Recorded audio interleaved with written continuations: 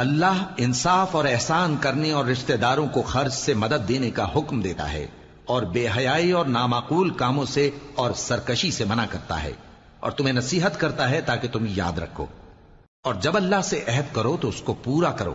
اور جب پکی قسمیں کھاؤ تو ان کو مت توڑو کہ تم اللہ کو اپنا ضامن مقرر کر چکے ہو، اور جو کچھ تم کرتے ہو اللہ اس کو جانتا ہے۔ اور اس عورت کی طرح نہ ہونا جس نے محنت سے تو سود کاتا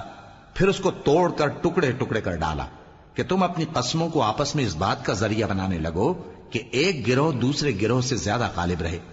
بات یہ ہے کہ اللہ تمہیں اس سے آزماتا ہے، اور جن باتوں میں تم اختلاف کرتے ہو قیامت کے دن اس کی حقیقت تم پر ظاہر کر دے گا۔ اور اگر اللہ چاہتا تو تم سب کو ایک ہی جماعت بنا دیتا، لیکن وہ جسے چاہتا ہے گمراہ رہنے دیتا ہے اور جسے چاہتا ہے ہدایت دیتا ہے۔ اور جو عمل تم کرتے ہو اس دن ان کے بارے میں تم سے